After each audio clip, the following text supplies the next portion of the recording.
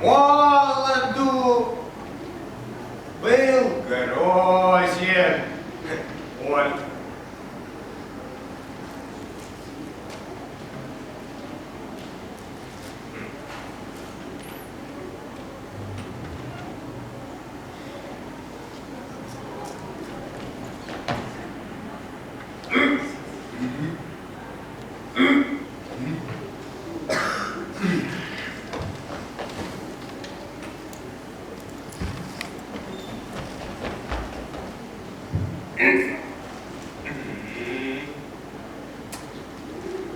И соседям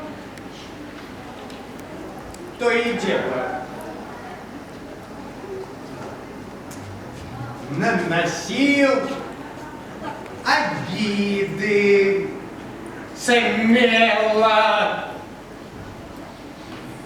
но под старость захотел отдохнуть от родных дел и покой себе устроить.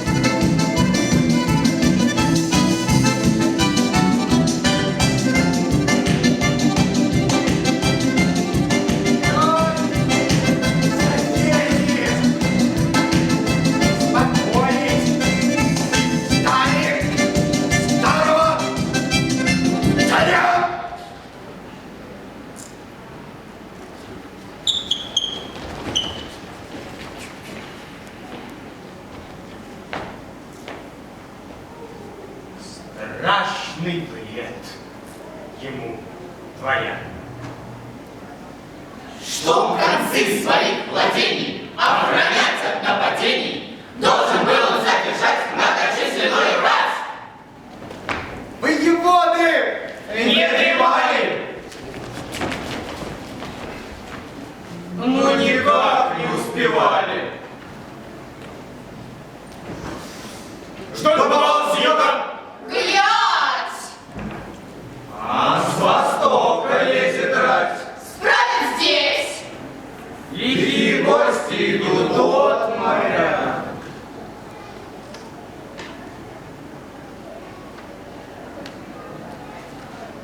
Со злости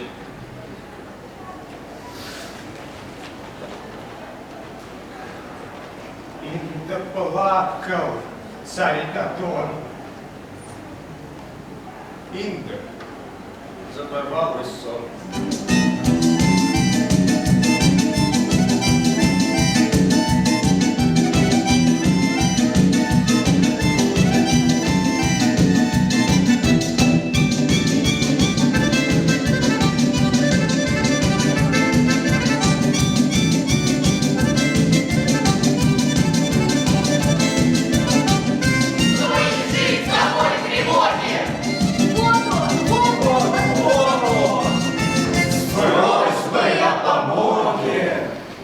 Обратился к мудрецу, звездочету и скопцу.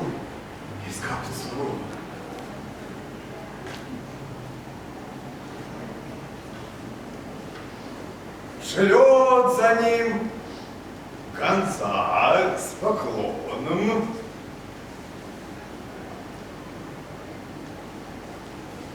Вот мудрец перед Дадоном встал и вынул из мешка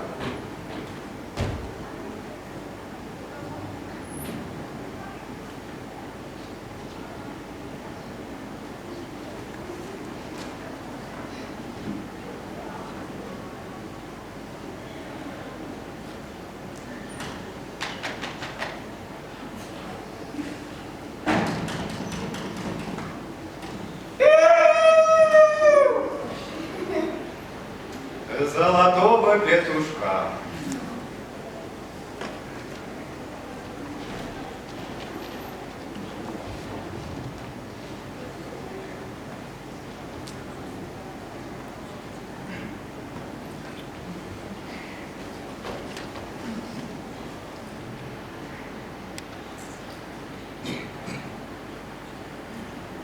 Посади ты эту птицу, молвил он царю, на спину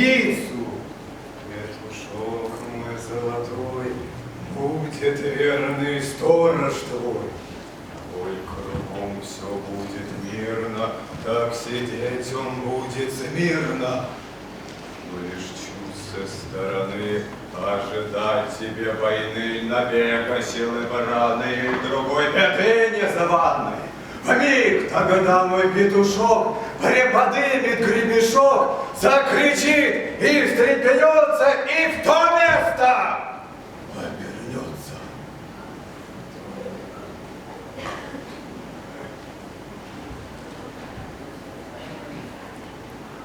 Царь скопца благодарит. Благодари, благодари, горы золота сулит. Такое одолжение. Говорит он с восхищением. Волю первую твою я исполню как свою.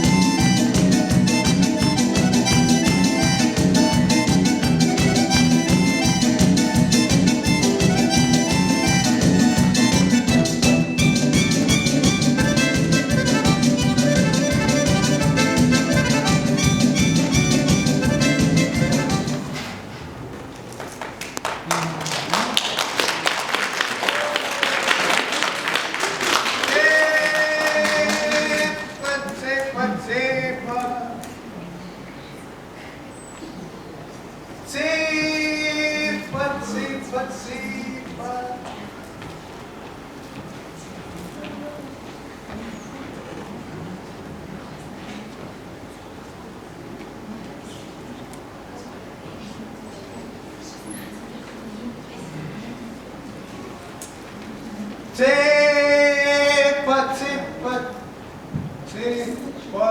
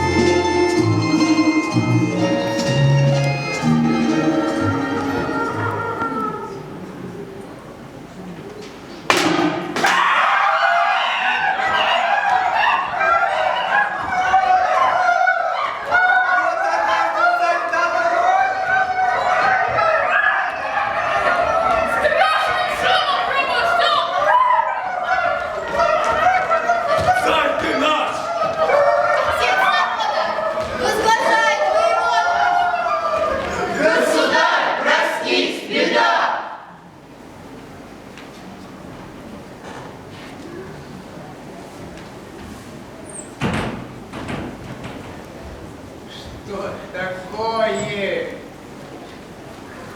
Господа?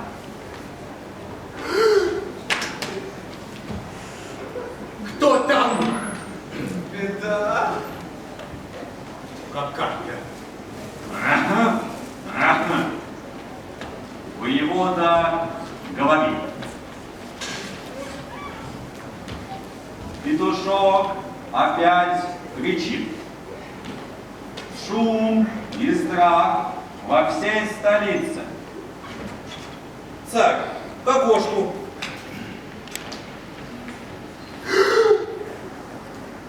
А на спице видит, бьется петушок, обратившись на восток. Медлить нечего, скорей! Люди, навык! Эй! Живей!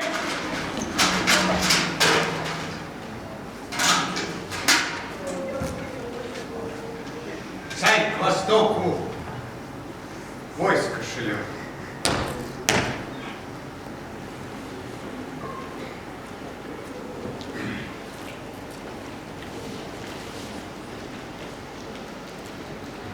Старший сын